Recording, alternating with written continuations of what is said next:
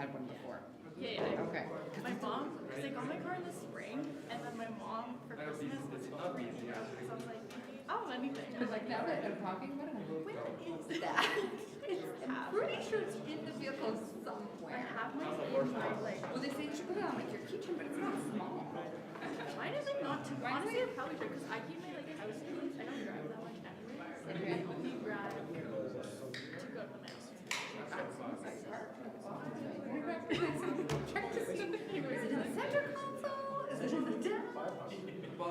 Okay, so for me, my keys, I don't have to take my keys out of my bag. Yeah. Because I just have a start. So Yeah. I probably, matter it if feels you're- worse. No, but It would be feels harder to get it out of your bag than out than of if it was like in the my console or something. So I'm thinking of the console. But, I do have one of those, and it's in my mom for Christmas bought me this like kit. Oh, Or good. like that. So I would have actually had that. That's good. I actually forgot I had it in there. But I honestly like in the moment I was so like first was like shock, and then once I did go into shock, I was like so calm. You weren't hurt at all, like you weren't like whiplashed or anything. Nothing. Because I didn't hit it, so basically the car running was fishtailing and starting to spin. Yeah. So then I sort of slowed down and then I hit that like center slush. Yeah, and cracked your tires. Got my tires. I went into the other lane. And then I was trying to stop and then I started spinning, so I corrected. But then in correcting I like went. Yeah. Yeah, the only time I went to was coffee when you drive into university every day, and this was like 3 times in one season. That winter, I drove this like little Pontiac Grand down this little car, and it would go into the ditch, and it would be exactly where I was there. And so most of the time, some big trucks would come and help me. Yeah. So it was this little car, and there was no way I was getting out. It wasn't easy, but I was getting out. So, I just feel like every time it's like,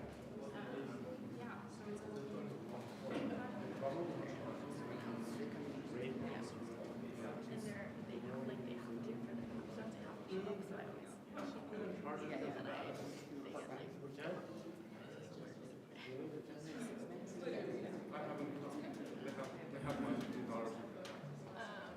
yeah. No, it was like these 3. I swear to God, they were like fresh out of high school boys that were driving from Seminar to go skiing. And it was really cute. And they were like, I was like actually really impressed because I feel like you hear like, they were like 20-year-old kids and you're like, they don't know what to do. they're so, but they were, I think they were driving this like really good truck. And they're like, don't worry, this thing's been in the ditch so many times. But they were really good. They like got out, they like pulled me in. They were like, I'm gonna talk to you. Like, we're gonna help you out. That's probably better than like some middle-aged man that doesn't know anything about making women feel safe. And then like right across the street basically was like a walking road. So they like one of them drove me across the street, the other 2 just walked. Yeah. And they like stayed with me, and then I had to like go walk across the street to put my keys back in. They're like, we're gonna walk with you. Like they were so good. I don't even know their names. I was like, oh my god. Thank you, young boys. Thanks for being good humans. They were just like joking, like the drive was like 25 minutes to Woodstock, and they were just like joking around. And I was like, this feels like a lot. I like needed that. Yeah, like the positivity. Yeah. Well, because it is scary. Like even if everything's fine, you're like, there's adrenaline. Yeah. Well, I was like it is life and death. It worked out, but for those moments where you were spinning out. Oh. yay, one piece. Yeah, and you're back in Calgary. Your car's in Calgary. It's okay. Dude, not even a scratch. Like, I was like, I don't know how I lucked out, but like, it was like I gotta build back my karma because I just used all of it. It's like, it's Revelstoke. It's that stretch. I'm trying to go, I can picture it in my mind. We're all avalanche of it? Yeah. Rogers Pass. Yeah. Yeah. Yeah. And like, which side of it's worse? It's always like the Revelstoke side's worse. It seems Well, like it's going steeper. between Revelstoke and Calgary.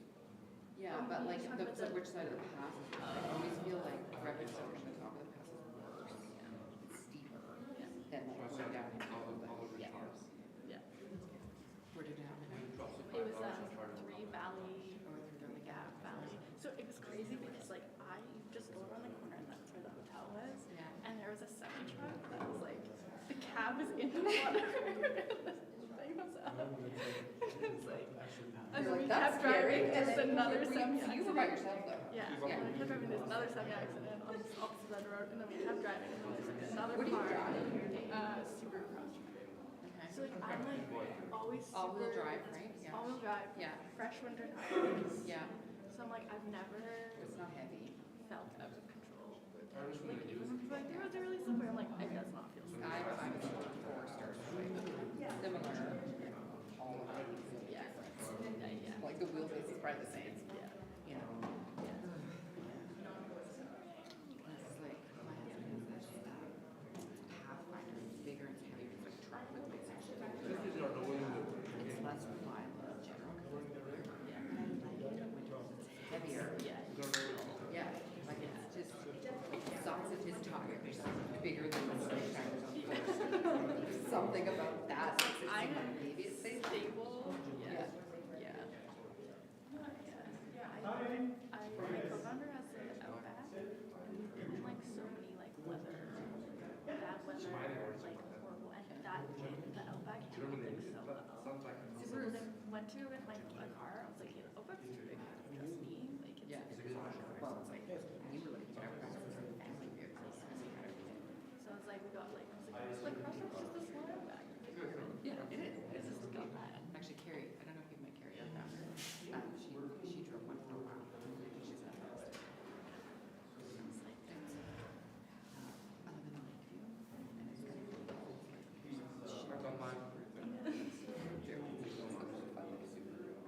They like to ski. They like to ski. But you don't like the hard you don't like pickup truck. So there's like balance of outdoorsy, but like the environment. And It's so funny they because like often have a dog wash, rescue, never do. never do. It's Never funny do. because we were doing. That's like I remember calling the dealership to like order the car after I like decided I would. I was living in Canmore at the time. And I'm like, oh, the Canmore Chariot, of course. Yeah. Like I feel like Lakeview kind of can more for a film. I was like, totally agree. I was like, yeah, okay. Yeah. Yeah. Super. All right. 1 minute. Is that you giving him the Well, I'm not. He's got the live He's stream ready. going, so we're on. Get this We're right. on his time here. Bob.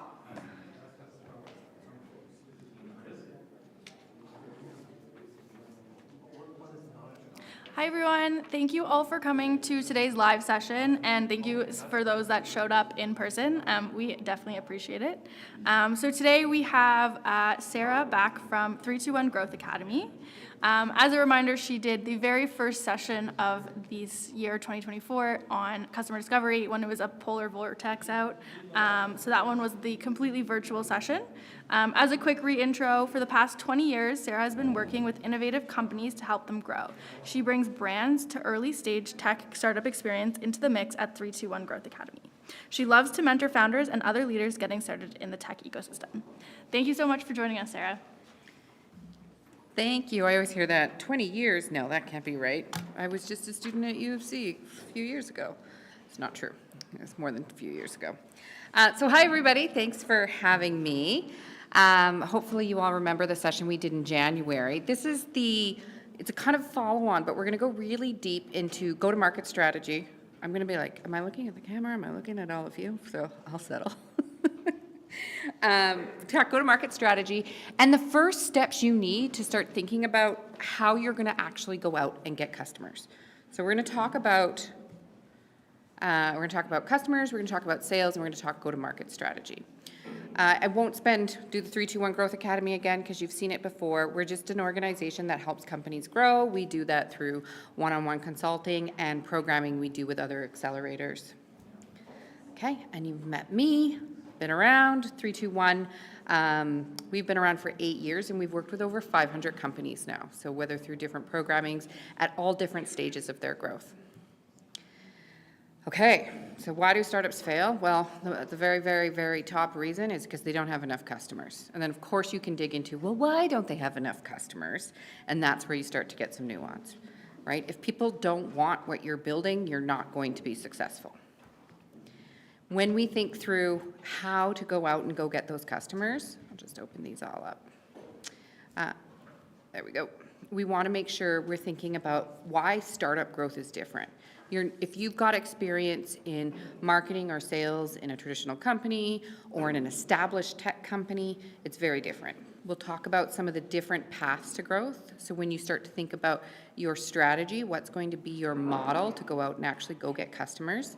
And then we're going to talk what's an ICP. So what's an ideal customer profile and why it's so critical. So for those of you that remember January, we teased ICP a little bit. We talked segments and then we got down to customer.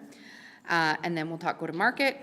And as always, with everything at the stages, from early ideating all the way up to you're in market and you're starting to work towards product market fit, you are always going to be validating and making sure you're gut checking as you go. Okay, so startup growth is different.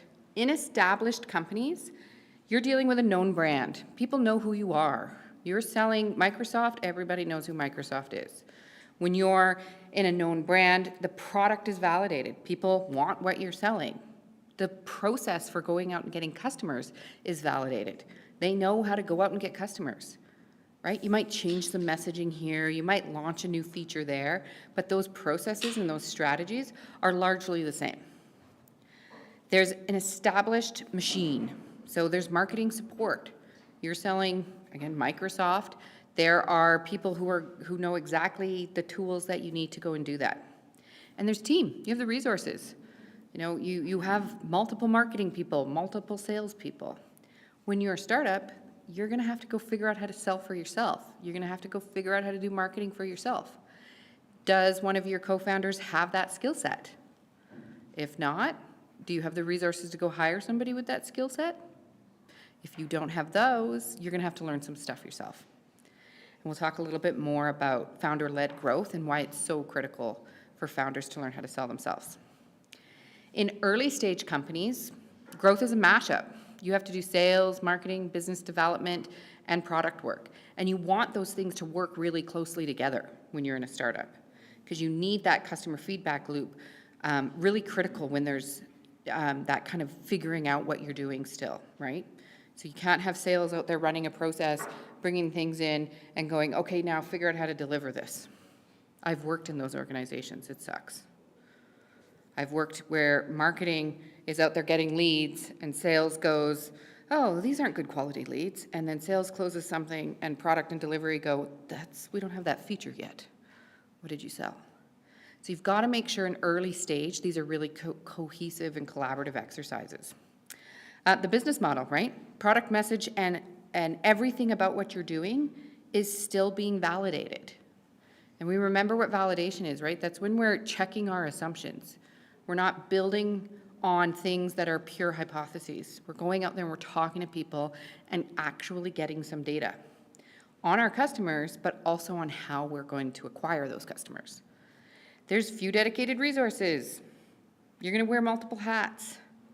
One of the core areas that 321's been doing a lot of work in lately is startups where a founder wants to move out of the sales role and they want to hire somebody to do sales. And it's a really tricky stage because there's not a lot of salespeople, and we'll talk a little bit more about this, that want to go into an early stage company. They want that proven process and they can go out there and make their commission. Right? So when we think about early stage, it's really about getting the fundamentals right. So we talked about some of the fundamentals last week, and we'll talk about, or last month, and we'll talk about them a bit more tonight. We need you to think about your ICP, the problem you solve, value. Getting that figured out early helps you build the right growth strategies as you go. Okay. The other thing in early stage companies is you need to take a lean approach. Right? We need to think about being experimental, testing things quickly, right? Testing them. If they're not working, stop doing them quickly. What do we need to learn? What are we measuring? What are we going to track? You're not going to have robust systems in place to track everything. So what is the minimum viable metrics that you want to keep track of? And so that we're not making decisions going, oh, it doesn't feel like doing social media is working. It's like, no, did you get any leads off social media? Can you track anything, any conversations you had? Do they heard from you on social media? So we start to move our decisions kind of from the gut and the assumptions, and we actually build little tests where we can make decisions, proper lean decisions, and iterate on the things that are working. Oh, we got a few leads here. Maybe if we tweak this, we can get a few more. But you've got to track some stuff to know what's working. The goal when we think go-to-market strategy, sales marketing, figuring out what you're going to do to go get customers, is to build repeatable, scalable processes. So you'll hear the word scalable all the time in the startup world, right? What does it actually mean? It means people other than just you can do the things that you need to do to go get customers and to grow your business. If it all lives in your head and you're the only one that can sell for your organization, it's not scalable. Okay? All right. So why the focus on sales? And why the focus on sales for the stage that you're at? I mean, most of you are really early. You're still kind of ideating and figuring out what you may or may not want to do with this business. And the reason we focus on sales for really, really early stage startups is because everything is sales. And it's not for everybody, but unfortunately, if you're a founder, it's probably for you. When I say sales, who's excited of the folks in the room? Put your hand up if you're like, yay, sales. I got one in the back. 2, 3, 4. Okay, not everybody put their hand up. Right? Sales has a bad reputation sometimes. We do a little bit of upskilling, and on the sales side versus the marketing side, we can fill the marketing upskilling programs, no problemo. Filling the sales upskilling programs, sales has this like PR problem. Selling sales kind of sucks. Did you have a question? What do you think about using market research, like reaching out and saying, hey, I want to interview you about a product, and using that as like a Trojan horse to sell people? I think it's a bit shady. Yeah, call them back later, do market research, get that research, keep that customer discovery call as customer discovery. It doesn't stop you from calling them 2 weeks later. Yeah. I mean, not like. But I would tell them, be transparent. Devious. Yeah, so if you're being transparent, do it. Okay. The tricky thing is like, can I have 20 minutes of your time to do some customer discovery? And then the last 5 minutes of that customer discovery call, you're like pitching them. That's not cool, right? They're not going to refer you to other people to do customer discovery with. But you do your 20 minutes of discovery. At the end of that call, you say, could I call you back in a month when our product's in a different space and take you through it? They're probably going to go say yes, right? And that's kind of your entry into that sales conversation and to shift the conversation. So yeah, there's like, be honest with people, but of course. Okay, so almost everything is sales. So like it or not, if you want to lead a startup and you want to build something, you're going to be doing sales in some capacity. Finding people to join you is sales. Finding a co-founder, finding somebody who's going to come alongside you and go through this crazy journey. You have to kind of convince those folks. Raising money. If you have to go out and get people to give you some money, that is 100% a sales effort. You need to understand why they would invest in your business. What matters to them? You go through the exact same type of fundamental thinking with that investor as your customer. You need to convince a prospective buyer, of course, right? To do some discovery, to do some validation. It's even getting those people on the phone. Why would somebody give you some customer discovery? Why would they give you 20 minutes in the first place? That's sales. How do you motivate them? What's in it for them to give you 20 minutes?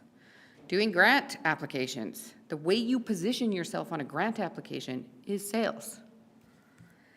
Getting into an accelerator, getting help from other places in the ecosystem, same thing. Why would that mentor, why would that advisor, how are you going to get into that accelerator?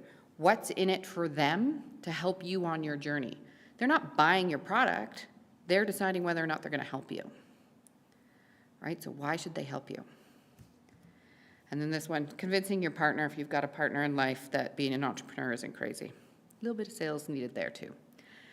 Especially if you've not done this before and you don't know what you're getting yourself into and you're going for it, you're probably going to have to convince them multiple times that this is the right thing for you to be doing. Okay, sales is one of the best ways we actually learn about the market. Actually going out there and seeing if people will buy our thing, our product or service. right? That is how we hear when the language that people use. How do they talk about the problem? How do they talk about the solutions they're currently using? What are those specific words, right? We don't want to position our product with language that they don't use. You know, you see this a lot with like deep subject matter experts in the academic space come in with a solution, but if they're buyers, not somebody who has that same academic background, we've got to dumb it down, right? We've got to put it in lay terms.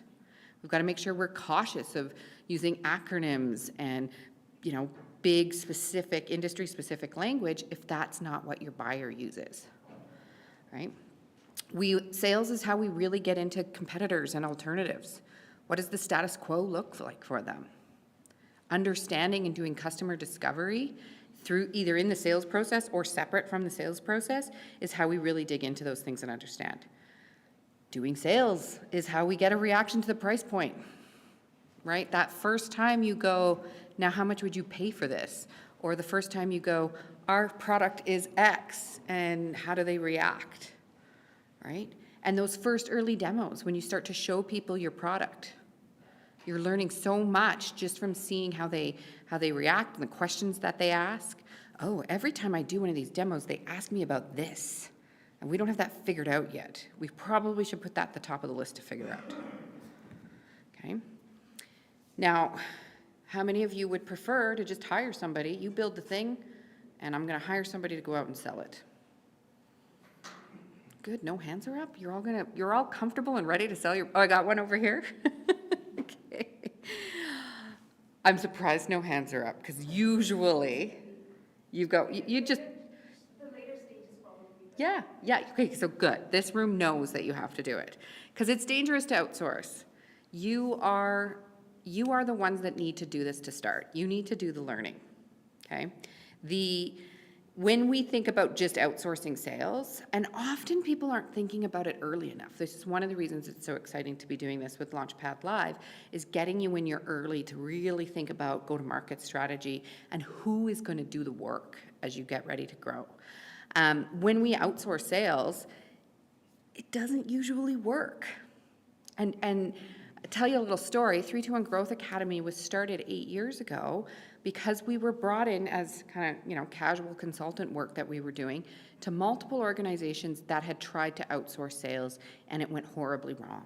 People turning around and saying, taking their base salary and turning around and saying, I can't sell your product. You don't have something here. This thing's never going to go.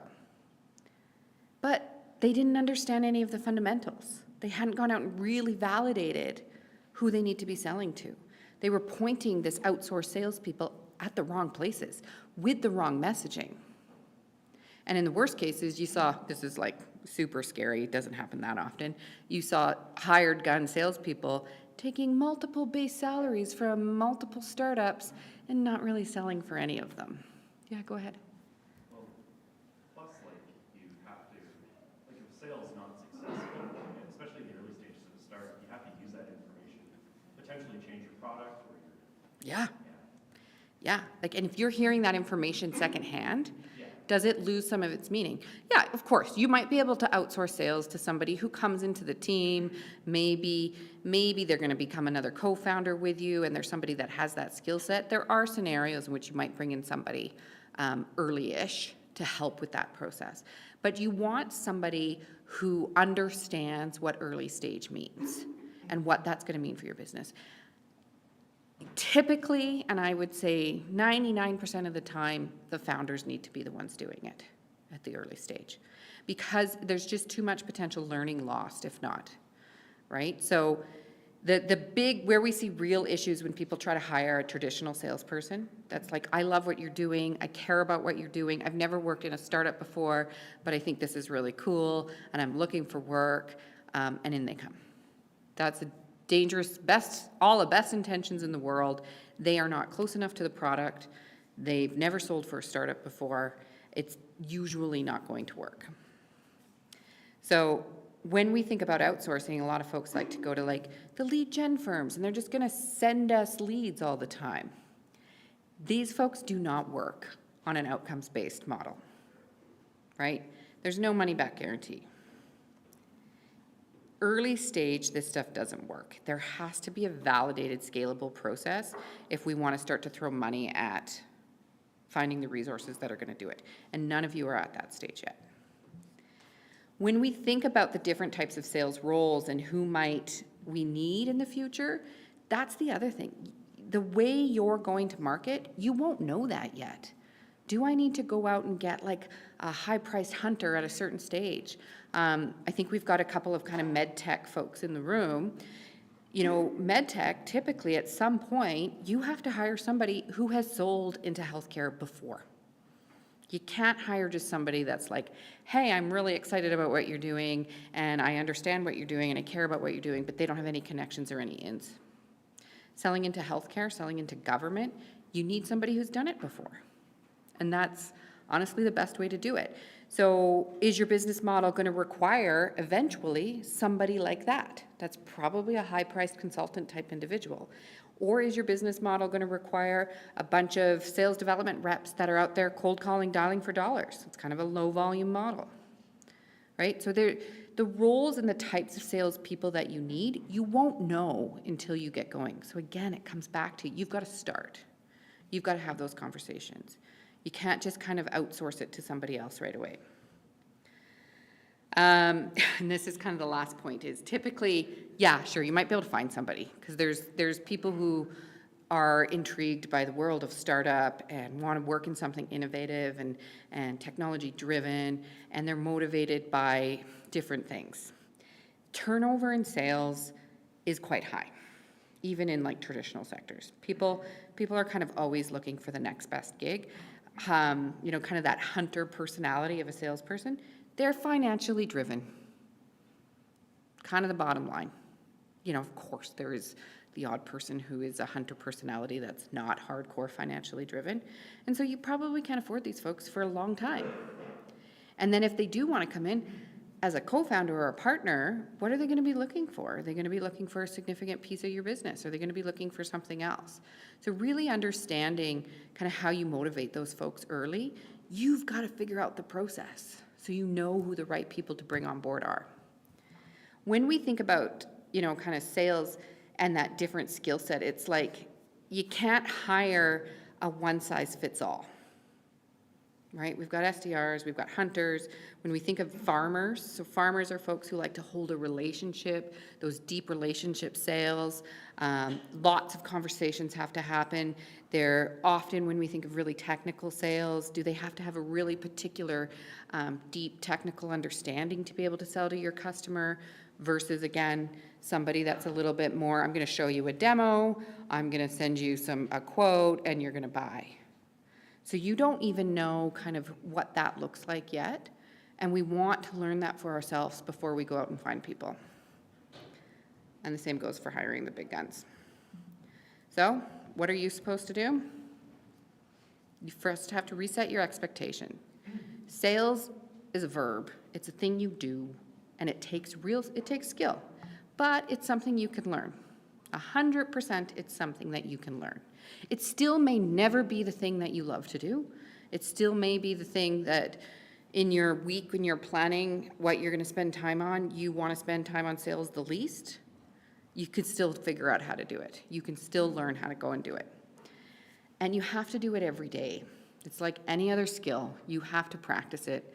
The first few times you try cold calling, you're going to be nervous. It's going to probably feel quite sucky because the odds are people aren't going to want to talk to you at the start. But the shift for me always happened when I started to gamify it, when I understood that there was a process and there was math behind this. And yeah, I'm going to hear no 9 times out of 10. But that 10th person who says yes, what's that worth to the business? Right? And so understanding your unit economics around your sales process, so separate from your business, can help kind of get that motivation going. Because we can't just work on product. We have to be doing customer discovery. We have to be talking to customers. So if the only sales you're doing today is convincing people to talk to you to do customer discovery, you still have to do that consistently and frequently enough. And you're building those muscles so that when you want to go and actually ask people to buy something from you, you've done a little bit of sales through the customer discovery process. And there's no easy answer. Companies like 321 Growth Academy wouldn't exist if there was like the perfect book and it was like, this is how we sell for your business today. There is a lot of times when I do these sessions and I work with companies from really early stage to late stage where the answer is, it depends. There's so many factors. So figuring out the right strategies for your business is something that the founding team needs to do, and it takes time. Okay? And you won't learn to sell effectively until you start doing some basics and you actually start doing it. And that's kind of, you would be surprised at how that learn by doing, that first hurdle, or spending enough time on it is the issue. Just start calling some people. And literally pick up the phone and start calling people. If they're not answering their emails and booking meetings with you, sometimes you just have to start phoning people. Okay, and the first focus is getting to customer number 1. Does anybody have customers right now? No. You have a kind of customer? Tell me about a kind of customer. Like they're testing it. Okay, and they're paying for the privilege of testing? Paying for material. Okay, great. So they're a perfect pilot example. Yeah, so ideally, they will be converted into a real customer at some point. Right now, they're pilot. Perfect.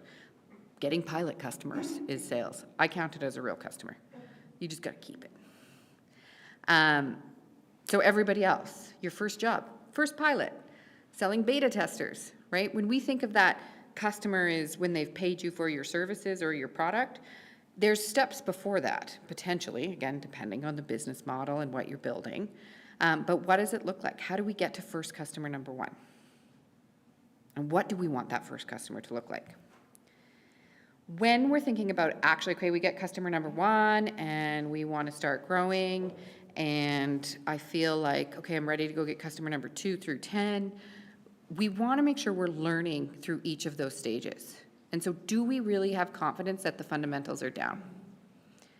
Right? And so when we're validating those fundamentals in early sales, we're testing, right? And so you're not going to pour gas on, again, it kind of depends on the unit economics of your business and what the model is, but on those first few customers. We're not going to go, oh my God, I got this one lead from social media. Let's go spend thousands of dollars a month on LinkedIn ads. Like, no, let's test that. What is actually going to work here? And when it's actually, how do we figure out when we can go out and hire? Well, when you validated ICP, when you validated product, you have an MVP. When you validated your value and the impact of solving that problem for your ICP, and you have a good working hypothesis to sales process and pricing and that early traction, and you have so much demand you can't keep up. So you can't go and hire a salesperson, even if you have the money, unless you have no more time in your day and you have so much work to sell and to deal with those inbound leads that you can't keep up anymore, and that you can convert those leads and the processes are working. Okay? And they're the right customers for growing your business. Okay, any questions so far? Anybody else? No? All right. Okay, so different types of growth engines. B2B, hands up. If we think we're B2B. Okay, B2C, hands up. Are we going direct to consumers or direct to businesses? Okay, a couple B2C, a couple B2B. So just have that in your mind. When we go, okay, what's your go-to-market strategy? One of the first things you need to think about is if you're marketing-led or sales-led. And this isn't 100% sales, 100% marketing. You'll probably fall somewhere in the middle. But where do you skew? So marketing-led, low price point, typically B2C, maybe B to SMB. Depending on the business and the deal sizes, B to SMB. There's many customers in the market. Low complexity product. You don't have to have a lot of conversations to customize product or service. You're not really building deep relationships with your customers. It's more transactional. Low touch. They maybe buy straight from a website or like off one conversation, maybe 2 conversations. Short sales cycle. They don't need to put it through multiple things and other people involved in the deal, and it takes months to close the deal. you're probably going to be marketing led. Your go-to-market strategy will have a lot of marketing tactics. Okay, so kind of up there, you got Crest toothpaste versus like some type of engine. If you're sales led, higher price points, bigger deal size, long-term sales cycle, there's probably fewer customers. So in B2B, we'll talk about ICP in a minute. Often when we think about how specific your ideal customer profile list is, we're talking hundreds of customers on that list, maybe 1,000, but not like 5,000. You probably need to segment further. High complexity product, there's lots of customization that needs to happen. You have a relationship with your customer, high touch engagement. And the unit economics makes sense that you can have those relationships. You can spend a lot of time talking to your customers, and that's worth your time. It's not worth my time to phone everybody in this room and try to convince you to buy some socks with your dog's face on it. It's worth my time to put ads on Instagram to sell socks with dogs' faces on it and sell to thousands and thousands of people at once, right? So what are the unit economics for your business model? Direct sales need to be affordable if you're going to go out there and get a customer after customer. But you won't necessarily stay with the same strategy. When you're early, you might be sales-led, and you might need to be overly investing in that time to actually talk to customers face-to-face, knowing that your unit economics mean you need to move to a more of a marketing-led model. Very, very, very common on the startup side of things to actually kind of start really heavily sales-led and move towards marketing. Okay? Any questions about sales versus marketing-led? Do you ever recommend that like a B2B venture invest in like marketing and advertisements and all that? Yeah, so being sales-led doesn't mean you don't do any marketing. It's just what does that customer acquisition model kind of mix and that investment look like? If you know you're going to have to talk to people and have multiple conversations and the sales cycle is long, it doesn't mean you don't have to have a great website that marketing supports. It doesn't mean you don't have marketing assets that help you close those deals. It doesn't even mean that you're not doing any digital marketing to increase brand awareness. Like those things still might have to happen, but the majority of the investment is on those sales activities versus the marketing activities. Yeah, and it's the same, with a lot of B2C early stage companies that we work with. They'll start heavily marketing and going out and getting customers by customer by customer. And then they kind of go, oh, we should go wholesale. We should reach out for partners who might carry us in stores. We should find channel partners that can sell us. Should we be over here? And that'll be more of a sales relationship. So then they find themselves doing both. Again, probably supported by a bit of marketing, but it's different activity than going out and getting one customer at a time. Any other questions? No? Okay, so getting started. When we actually think about, let's go build a go-to-market plan. Your goal with a go-to-market plan is to find the niche and go lock it up. Go win it. Go win a niche before you go on to the next one and the next one. I think I showed this slide in January. Everyone is not your customer. I don't care if you think today that everybody could use your product or service. Yeah, maybe. But that is not an efficient or an effective go-to-market strategy to say, everybody in the world can use my product or service. Okay? You're not going to have effective marketing or sales tactics. Even if when we're B2B and you're like, I can sell to energy and ag and this and this and this. Great, I believe you that your product or service could hit all those industries. You are not going to effectively be able to message and talk to all those industries and understand the nuances of their problem at the same time. Unless you're like, have millions of dollars that you're sitting on, you can hire people to help you do all of that, all at the same time. I'm not going to say you're not going to go after all those industries. Who are you going after first? Where are you starting? So the ICP, if you continue to grow your business and this startup turns into a thing, you will hear the term ICP a billion times. Yeah, go ahead. If you're a B2B venture, is your ICP about your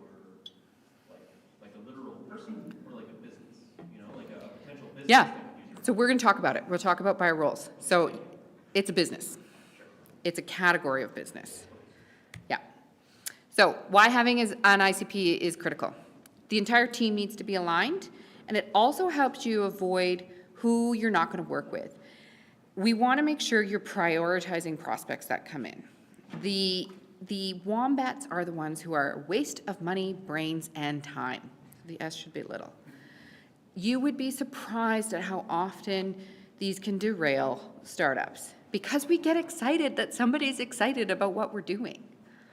Okay, so not as early as you folks, but I worked in an early stage company who, it was in the energy sector, and it was basically like taking like a Excel kind of process into software, very simple things. And a Finnish company showed up on their radar. We don't speak Finnish. We're not on the same time zone. They had big bucks because if you know energy, Finland has one oil and gas company because it's government owned. So huge opportunity. And there was kind of factions on the team of people who thought, we can hire people who speak Finnish. We can hire people who work in the middle of the night so that they're on that time zone. And people who were like, we should absolutely not do this. We need to stop talking to them and tell them we're not ready. And then the other complication is they're gigantic. And will they just eat us up and buy us really quickly before we're worth anything, and we'll just become part of them and then we'll be out of jobs? Versus if we build something big and we serve multiples, what's the value of this organization over time? So you really want to understand who your wombats are.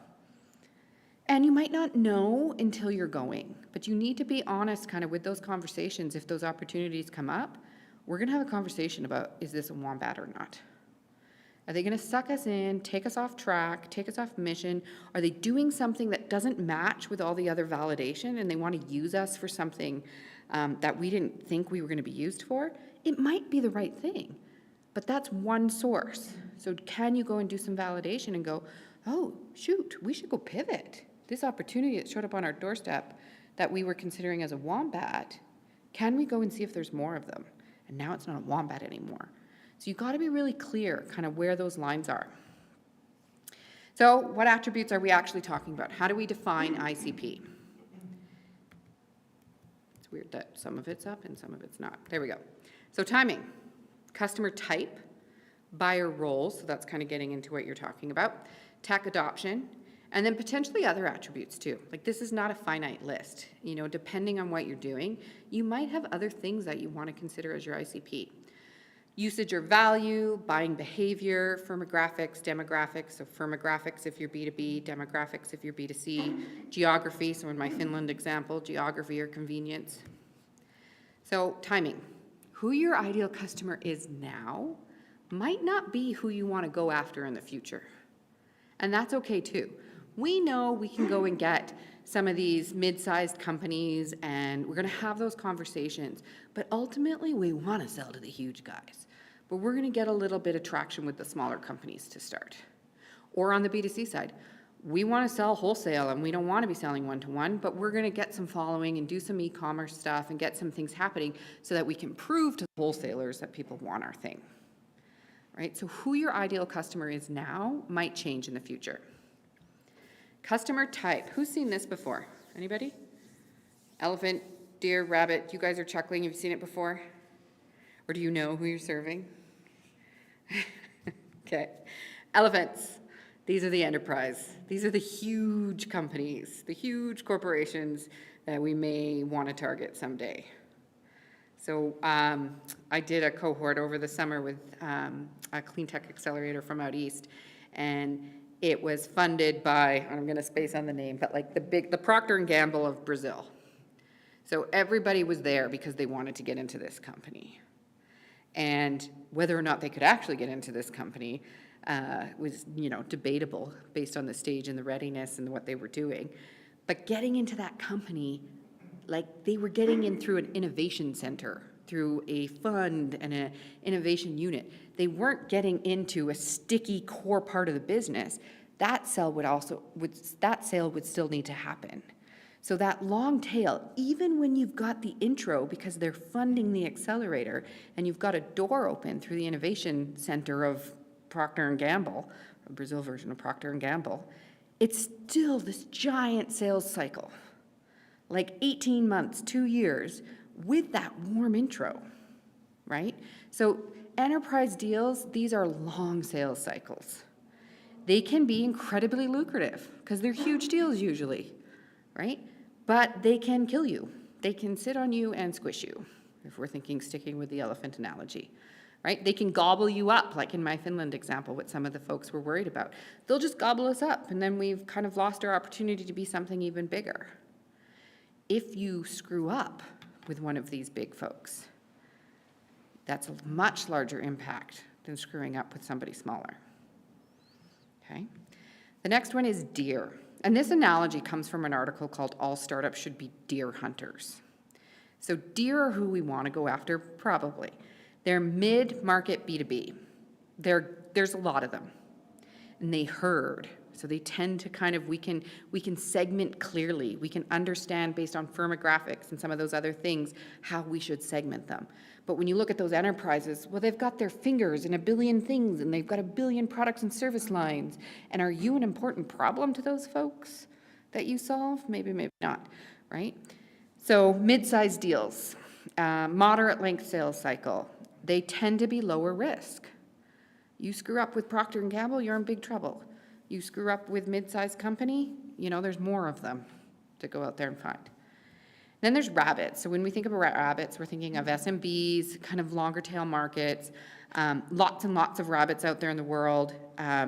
You probably need to look at a marketing-led model if you're going after rabbits, not pure sales, small to average deal size, and you need to go get a lot of customers to hit your revenue goals. Right? So when we use our example of the first 10 customers with rabbits, we're probably talking about the first 200 customers that you need to go get. And then there's mice. So these are our B2C. They're consumers or like really, really small B2B customers. Very, very high numbers of them, obviously. The market can be highly fragmented when we think about mice and consumers. Like you can't put me in the same bucket as a U of C student as my parents and. Like they're just lots of different things going on when we're going B2C. And you'll typically see a marketing model. Here, again, you think big family purchases, we're buying a car or a house. That's not a pure marketing model. We're dealing with somebody because they're huge deals, like they're big deal sizes for that B2C. But when I'm buying socks with my dog's face on the internet, I'm not talking to somebody. Okay. Do we know who we are? Who thinks they're going to be going after elephants? Anybody? I'm so proud of you all. Who thinks they're going to be going after deer? Got a couple deer hunters in the room. Okay. Who thinks they're going after rabbits? Okay. And then for those of you that had your hand up for B2C, who's going after mice? Okay, so you're going after some rabbits and some mice. Okay. We'll have to talk about that. Okay, so now we go, okay, we've got the customer type. Now, what are the roles of the buyers? Who's the person who can say yes? What is the actual job title of that buyer inside that organization? Right? So your ICP isn't going to say, I sell to Synovus, and this is Bob Jones, the VP of operation at Synovus. Your ICP is going to say, I sell to X size energy companies that operate in these regions that have this type of division and have these problems based on what's on their quarterly reports, and the job title is VP of operations. Your prospect list will have Bob Jones, VP of operations at Synovus. But you might have 100 in Calgary VPs of operations of companies that match that ICP. Maybe 200, maybe 500. If you have 1,000 at that level, segment further. User, so who's the actual end user of your product, right? Do they use it in different ways? Are there different types of users for your product or your service? They may or may not be buyer and user together, might be separate. In my example with VP of operations, selling field software to the oil and gas sector, he's not my user. He doesn't really care what it looks like. He cares if it gets results. right? But those users won't use it if it's not designed for them. And then who are the influencers? Influencers can say yes and promote you. They can also say no. Some of the best, not the best, but the influencers that we most commonly see saying no, legal. Is legal going to be involved in the deal, in the conversation? IT. Are you going to have to talk to the IT department of the deer-sized companies before the buyer can say yes to you? Right? If we're selling B2C, buyer, user, probably the same, but there could be influencers involved there, right? Could be the partner of the person you're selling to, could be family, could be friends, positive and negative. Okay, so we want to differentiate ICP, break it down the buyer roles, and then we think about technology adoption. Who's heard of the book Crossing the Chasm? Good book to write down and go read if you want to build a startup. When we think about building startups, often we see a lot of traction in that buyer that looks like an innovator or an early adopter. And startups will grow and get great revenue and start to feel like they have that product market fit. And oh my gosh, you should invest in us. We're going to take off. And they can't get over that chasm. Because it's a different type of buyer when you move into that early majority. They probably care about different things than those innovator folks. Those innovators are interested in you because you're new and because you're doing something different.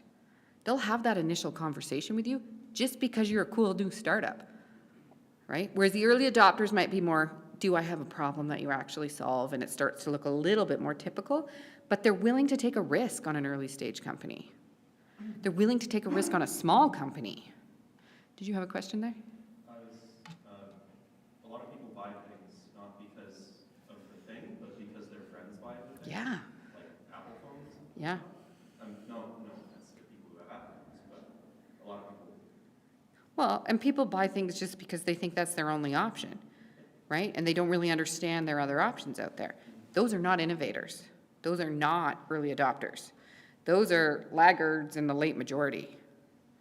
So in B2B sales, energy sector, again, because we're in Calgary, one of the examples is the energy sector in Calgary. There's probably about 3 companies that are just known in the industry to be willing to take a risk. So there'll be the 3 early adopters. They'll start doing something. And then there's like kind of the next group that's like, oh, those 3 are doing it. We're going to jump on really quickly. And then there's the folks that are, and this is kind of like industry known, that are going to be last. We move slow. We like to keep things traditional. That sounds like a risk. And they just move slow. And those are your laggards. Okay? So where you're at, we're not even really going to care about the laggards right now. You maybe need to understand at the highest level what's happening in the industry you want to sell into. But like this early energy tech company that I worked for, we needed to know who they were. So we didn't waste any time talking to them. Don't talk to, at the time, Husky. They're slow. They're not going to work with an early stage company. I'm sure they've changed. This was many years ago. I don't know. But if they're laggards, don't waste your time on them. So if you don't have kind of like industry people who can say, this is just what everybody knows and tell you that, how can you go out there and identify that? What traits does an early adopter demonstrate? Anybody have any ideas? What might an early adopter, you're talking to somebody, what might indicate they, oh, in the back there. Are they more excited by risk, maybe? Like happy to take on something that isn't certain, happy to work with folks like you, Yeah. try something new, but also have a problem. Keen to do a pilot, I'd be like, oh, they might be an early adopter. Happy to like beta test things with you. Yeah. Yeah, you had an idea? They want to save some money? Yeah. Yeah, they think you might be a cheap option because you're small. Yeah. Yeah. Part of their marketing image is that they stand out.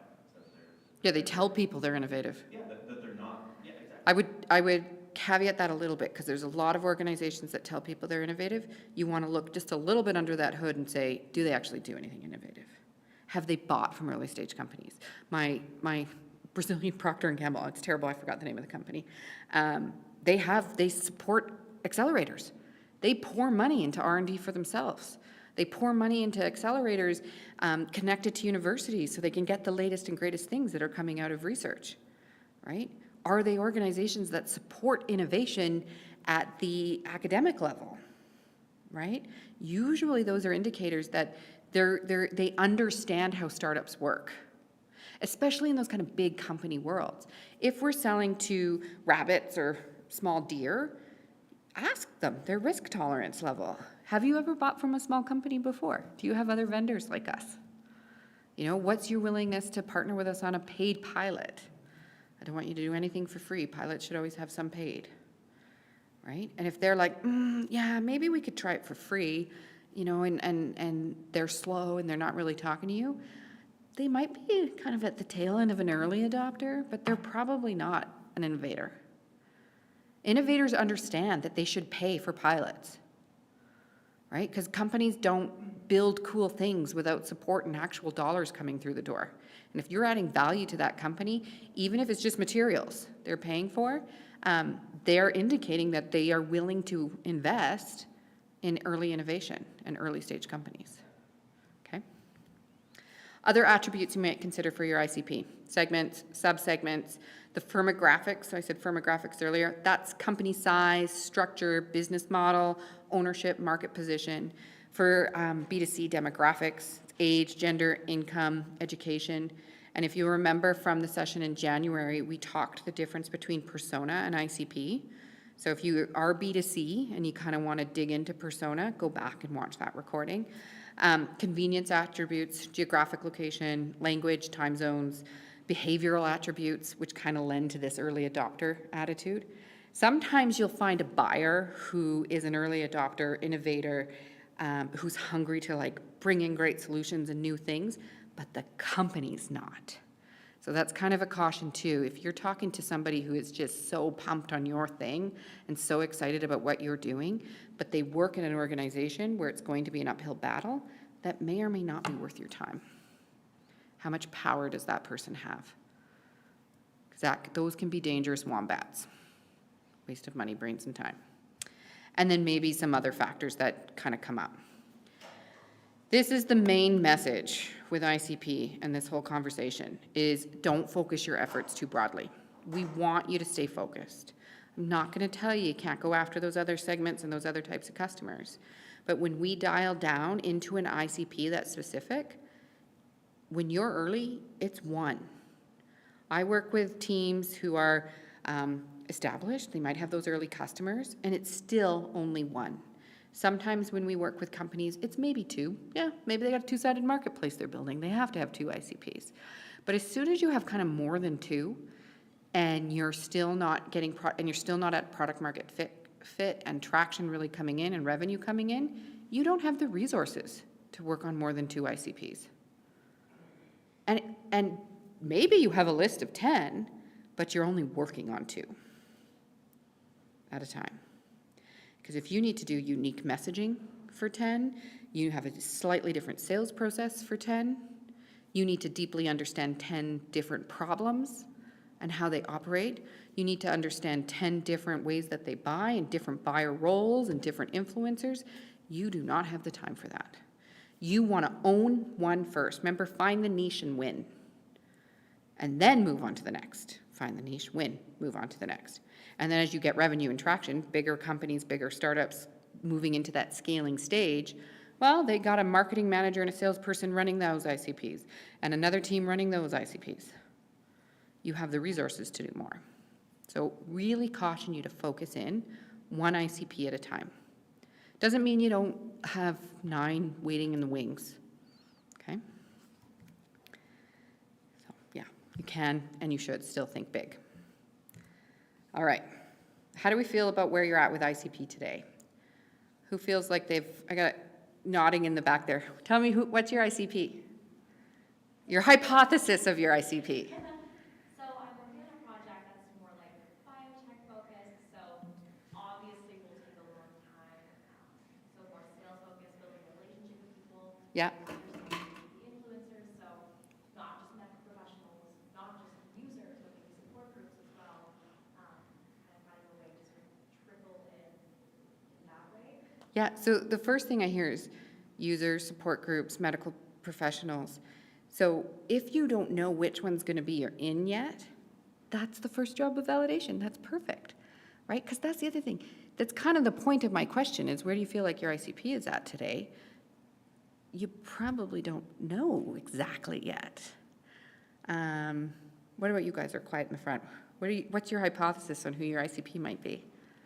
So we're working on kind of isopropyl coatings, Okay, and our target markets are the utility companies okay, that are responsible for the power lines around the city. yeah. So now you only have a handful of companies, right? Or 2 companies? Yeah. Yeah, and you probably know the job titles of the people you need to talk to. Or if you don't, you can easily find out the job titles of the people you need to talk to. And those companies and those job titles are probably similar job titles in the next market you're going to go into outside of Calgary too. Also, that's an ICP because it's small. You know exactly, you're going to be able to get to the individuals. Yeah. Anybody, what's your ICP? Distributors for WSB, that's Okay. Wine Spirits Beer, Okay, and distributors for cosmetics. I do Okay. an inventory automation. Okay. So does automatic inventory audits using. okay, so anybody with inventory of a certain size, so that's what's interesting too. So you don't have to segment by industry. You could segment just by, they have inventory that's in this price point or size point of a certain quantity. Specifically, we look at high like cost per shelf density. Yeah, And things that are have high theft figures, Mhm. because theft is a big source of discrepancies in Yeah. inventory counts. And highly regulated industries as well. okay, like because they care more, yeah. Yeah. Who is the problem more? Yeah, so that's a good example of kind of, these attributes are the typical ways that we segment ICPs and think about getting really specific on our ICPs, but there might be attributes that aren't listed there, right? You know, we are going to go after wine, spirits, beers, and cosmetics, and people go, well, those are 2 very different type of industries, but where are they overlapping, and is the overlap niche enough to make it worth going after, right? And I don't know in those industries, yeah. They're really dear usually. Like the companies that handle this are Yeah. like massively vertically integrated Yeah. companies typically, unless you're dealing with like Costco liquor or something, in which case that's a little more. Well, yeah, so in your ICP, it needs to be narrow enough that it's clear it's not Costco liquor. Yeah. Anybody else want to share? Although I wouldn't say no to daylight. But Wombat, maybe. Yeah. Would they, you know, you don't know. You would explore it and then make a decision. Yeah. Anybody else want to share their ICP? No? Yeah, at the back. Our ICP would be blind dog owners. Okay. That would be, and then like. So blind dog owners anywhere in the world? Yep. What's your product? Toy for blind dogs. Are you ready to ship to a blind dog owner in Afghanistan? We're not even willing to have it done. Yeah. So my point is, yeah, blind dog owners, you know, what's the distribution model? Who are we going to reach? It's not every blind dog owner in the world. No, it's not. Right? So I know it seems obvious that like, well, we're going to start in Calgary, Sarah, and then we're going to do Alberta, and then we're going to do Canada. Maybe, maybe not. Maybe you go to a bigger market first and you sell to blind dog owners in California because it's a nice, tight, dense geographic area where you can do some serious digital marketing to hit folks quickly. Maybe you go through associations, you know, the Canadian National Institute for the Blind or the guide dog associations, and you sell to them who then buy your product to distribute to their, right? So when we think about customer, who are you going to reach? And then you got to think about, so that distribution model, is it going to be e-commerce, online, or is it going to be going through partnerships like that? And if you're going through partnerships, now you're sales-led versus marketing-led. And maybe you want to do both, but can you do both right away? Yeah, yeah. Typically you would start with e-commerce, get a little bit of like, people love us. And now you can take that and talk to those associations and those bigger partnerships. There's a company in Edmonton that was selling like this indestructible ski goggles or mountain biking goggles.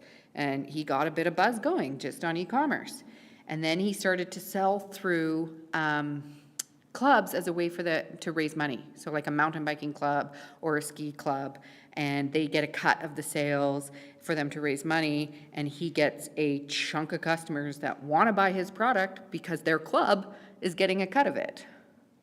But he had to go convince those clubs that they wanted to do that. So now he was pure marketing, e-commerce, and now the majority of his business comes through his sales-led activities. Okay. Any other questions about ICP? Okay, let's quickly talk go-to-market strategy. This is the plan. So are we going e-commerce? Are we going, what's the distribution? Are we going to go and get partnerships? How are we actually going to get the product or service into paying customers' hands? Love this analogy from our friend Crossing the Chasm again. Think bowling alley. What's the head pin?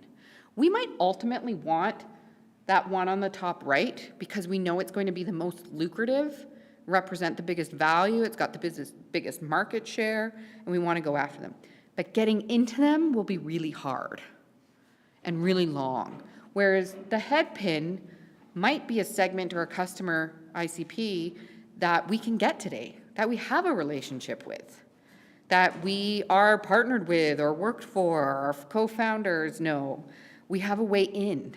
It might not be the one that necessarily represents the biggest opportunity, but if we get in there and we get some case studies and we get some testing happening, we can then leverage that to talk to those two gray segments in the middle.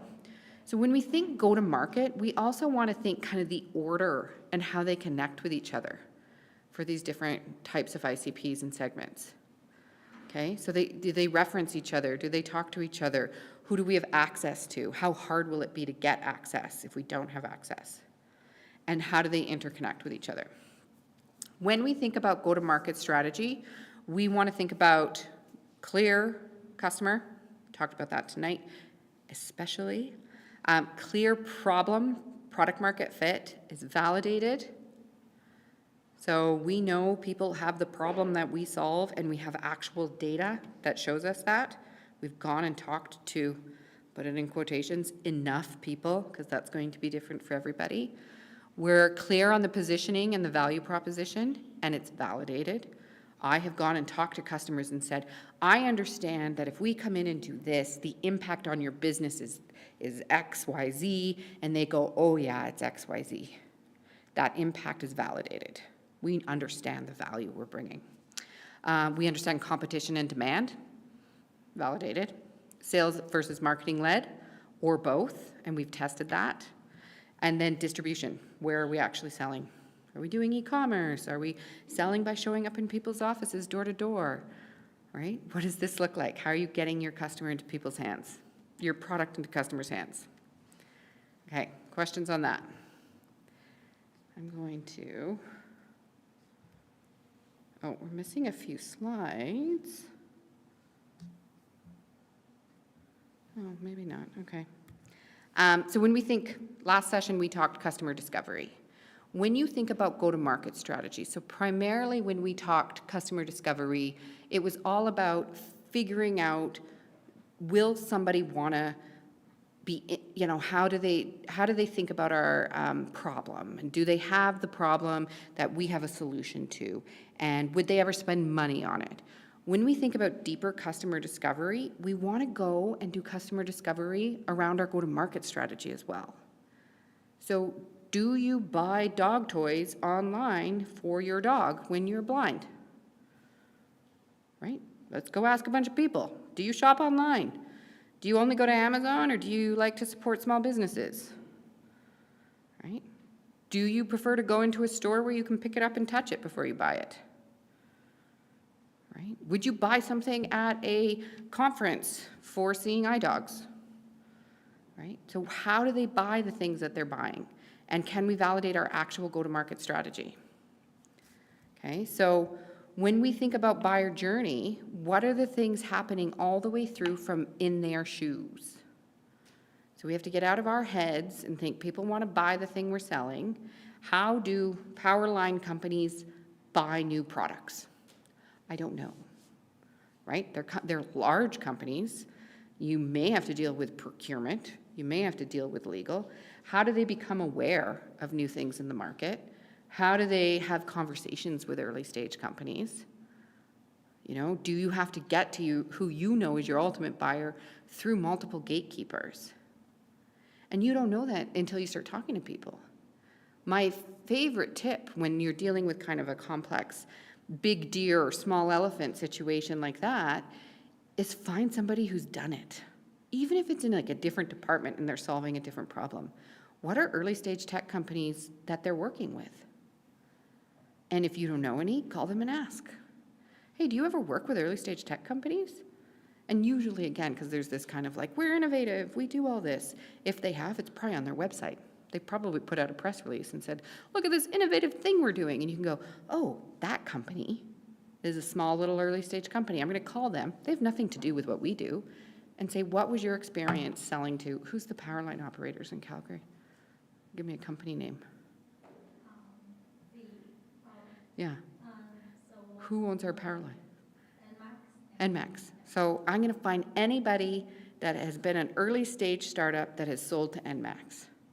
Even if they like do something for the call center, just to be like, what was your experience like? How did you get in? How long did it take? What was that conversation like? Right? So you can start to map that buyer journey. Unaware, buyer journey starts all the way back at unaware. They might even, if you're doing something really innovative, they might not even be aware they have the problem that you solve because the status quo has been the status quo for so long. If you're doing something really disruptive, they probably aren't even aware. It's like Uber. We weren't like, please invent Uber somebody. We were like, can somebody make taxis better? You know, the problem was taxis sucked. Getting a cab, on a busy Saturday night was hard. Not, I want to order in a two-sided marketplace somebody's private car to come and pick me up on my phone. I wish I had the Uber app. Was not my problem. My app was, it's Calgary and it's cold and it's midnight and there's no cabs, right? And so when we think about unaware, are they unaware of you is probably not the stage they're at. They might be unaware of the problem they have and the unique ways of solving it. They might be aware, they might be looking at other solutions, and then you need to make them aware of you. And then they're engaged with you.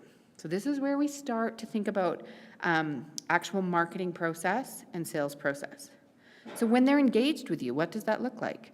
Do they need to see a demo? Do they need to try it? Do they need to do a pilot so they can test? Do you need to give free samples? Whatever it might need to be when they're engaged. And then when they move into deciding, they've got budget. They've said, we need to solve this problem. We want to solve this problem. And when you think about problem, who thinks they're a prescription today? You solve something people have to solve. Your customer problem is a prescription.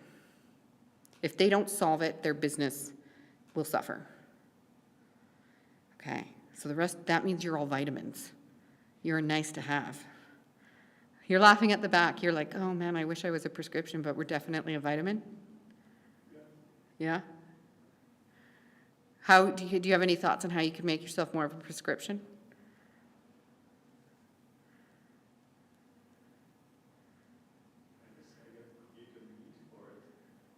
Yeah. Yeah, you've got some education to do. Yeah, maybe. Yeah. You didn't put your hand up as prescription, and what I know about you from tonight, I'm like, I think you might be a prescription. I spaced out a little bit. Okay. Okay. When you bring up like Theft seems like something you need a prescription for. yeah, it's when you lead with a big number. Like Yeah. every 6 months, Costco is up or down $300,000 compared to where they think they are with their inventory. Because of inventory loss. Yeah. Yeah. Yeah. So, and that's not losses, that's exposure. Okay. You know, you're exposed by $300,000. Yeah, you're a prescription. Exactly. Yeah. Anybody else not sure if they're a prescription or a vitamin? Sorry, you're a vitamin, dog toy. I think you're, but what's unique? What's the angle that makes it seem more of a need, right? So when you feel like, oh man, I'm a vitamin, Sarah, how am I gonna get people to buy? That's where you start to understand, okay, yeah, start with the big number. How are you different? What are the differentiators? Why should people care about what you're doing? Right? So we can start to, we might not ever become mission critical. Selling socks on the internet with your dog's face, I don't know why that's always my example, but it's like my e-commerce marketing only example. When I have an aging parent who just buys everything for themselves, and now you never know what to buy them for gifts, and they are obsessed with their dog, and I get that ad in my face, oh crap, this is exactly what I need right now to buy as a gift. Nobody's going to think socks with a dog's face on its prescription. Still a vitamin, but high need, solving a need of presenting me with a product for a hard-to-buy person right when I need it at Christmas time. Right? So what's the angle? What's the messaging to move away from vitamin to prescription? And that's why we need to deeply understand problem, so that we can understand how it's going to be messaged to make it seem like a big deal. The negativity bias is real. When we think about people who we're trying to move them from unaware to aware and into engaged, finding the thing that hurts, that they're wasting money on, spending money on, and sticking the knife in and twisting it, sorry, it's motivating. Okay? And then we also want to validate, where do they hang out? What do they read? Are there industry experts that they trust? Right? So when we think about go-to-market strategy and the customer discovery you're working on, I want you to start to think about how you're going to layer on the things you need to know about go-to-market. How do they buy? Where do they hang out? Do they go to conferences? I don't know if I used this example in January, but a dental software company we worked with years and years ago, dentists only buy at conferences. They don't want to talk to you because they're running their practices during the week at any other time. When they go to conferences, they're working on their business. They're thinking about the best ways they operate. That is the only place to hit them when you want to sell them dental practice software. Okay? All right. Questions? Got about 20 minutes. No. Are there any online questions? No. I scared you all too much? Okay. So I'll leave you then with ICP. You did that customer discovery work. The first step in building a solid go-to-market strategy is deeply understanding your customer. And if you don't know who that one ICP is yet, that's job number one. Who's the best customer for us? You might not know that yet, and that's totally okay for the stage you're at. So write down your hypotheses around who are the possible, and then layer in that deeper, I'm going to pull that slide back up quickly, backwards. Layer in the customer discovery around go-to-market strategy. Yeah, go ahead. So for ICP, sometimes the product can be generic enough where the actual target customer group can be quite vague. So is it recommended that we identify a specific one first and then target them, even though the product is generic? Yeah, like when I think of that the first way you would normally try to make a more narrow focus is on customer. You might also narrow focus on go-to-market strategy. You might be like, okay, this is generic and there's a lot of kind of people it can go to, but we're going to sell it on e-commerce. We are going to focus on e-commerce. We're not going to go and try to get into pet stores. So you could narrow and focus based on your go-to-market strategy as well. Because you, again, find the niche, and the niche might be customer, the niche might be your customer acquisition strategy, find the niche and win. I would expect that even with that generic product, you want to get that really focused ICP to go win and make your product look less generic, right? Again, even if it's generic-ish, how do you make your product less generic or your service less generic? Like 3-2-1 on the very, very top level, we're consultants. But we are consultants that do a specific type of work for a specific type of audience. Doesn't mean we couldn't go do all those other things. Yeah. Any other questions? No? Okay. Well, thanks, everybody. I'll stick around because I'm here if anybody wants to come talk to me one-on-one. I'm happy to stick around till 7 for sure. Oh, I've got sorry, Alyssa. there's our information. Feel free to reach out. I'll let you grab that there. And then Alessa has a feedback survey with the QR code. So my bad. We do have one question online. Okay. What is the best way to educate people about our product/service to make them aware? Are they marketing-led or sales-led? Give us a second to find out. Yeah, I know, there's a lag. While you're doing that, I'll put up your QR code. Oh, there we go. Well, you're sales-led? So we've got a sales-led, and then if they're marketing-led, I'll answer after. So at the stage you're at, it's through customer discovery. It's what our gentleman here was saying, like, how do I do sales after customer discovery? Phoning them. You're calling them and you're saying, hey, I exist. Can I have a conversation with you about how you might work with a company like us? I promise I'm not selling. I just want to do some customer discovery. Well, now they know you exist for when you call them up to do an actual, hey, now we've kind of made some tweaks, we've made some changes. I'd love to talk about kind of the problem that we might solve for an organization like yours. Do you have another 20 minutes? Now they're aware of you. They're sitting in that aware cycle. Yeah. Did you find out? They are sales-led. Okay, so same thing, right? Like when you're starting, there's this default to want to be marketing, and I'm going to like spin up social media. I'm going to add a bunch of people on LinkedIn that I think I want to sell to, because now they've at least maybe heard of me, and it's like, that's noise, right? Most people, when you then phone them and you say, oh yeah, like I commented on your LinkedIn posts, or maybe you saw me on LinkedIn, they probably don't know you exist. Right? So when we think about kind of trying to use marketing strategies for awareness, when we're really, really early, it usually doesn't work. The best thing to be doing when you're really early is actually phoning, contacting people, emailing them, phoning them, and DMing them on LinkedIn if that's the last resort, whatever it kind of takes to have that conversation first.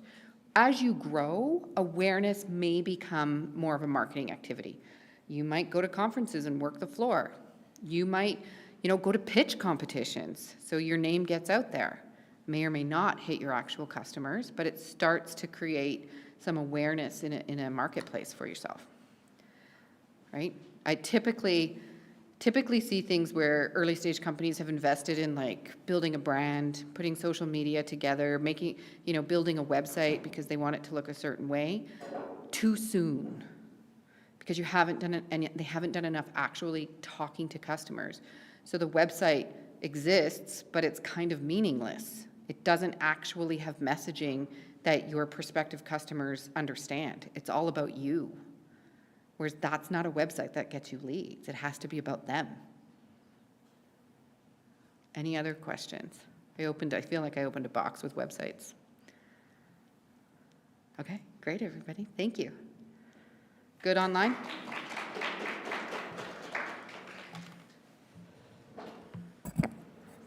I don't know how to turn anything off. Yeah, I was like, there's a familiar face hiding behind the pillar. Just What are wanted you to- working on now? Well, I'm the capstone instructor. for Oh, you Entrepreneur. are. Of course you are. Yeah. Well, I was just going to say it's Because the midterms. last time we talked was years ago. It's been a while, but no, I was here for the one when you gave your talk earlier. Oh, okay, well, that was the weird virtual thing. Yes. On minus So 50 you, probably, day. you wouldn't have seen. No, I didn't get to see the room. It Yeah. was, I hate that. But yeah, so there's a lot of midterms at the moment, and I know there's a whole bunch tomorrow for a lot of engineering students. Oh, okay. So So that's like, yeah. geez, I was expecting, where are they behind me?